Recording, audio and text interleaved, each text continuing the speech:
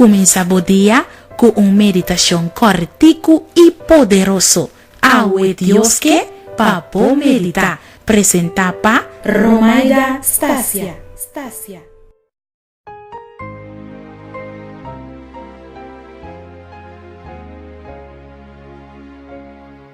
Amigo não, felizmente, nos textos de meditação awe, está sacado fora de Isaías 60, versículo 19.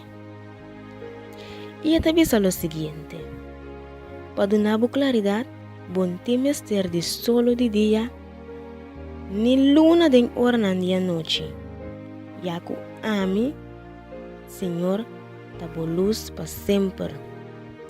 Ami, bo Dios, tabo esplendor.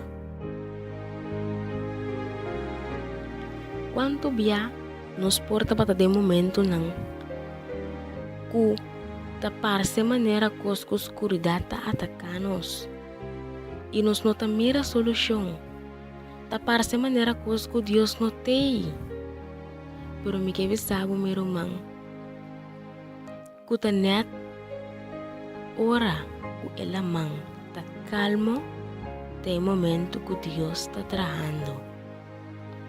Tá pensei, a mim me que cura chabo com o texto aqui, para por meditar e bater, saco Senhor Deus, tá bo esplendor, e tá bo esperança, e tá bo luz, e como não tem mistério de luz de mundo aqui para clarabo, para sobre sua luz tá suficiente brilhante para abo.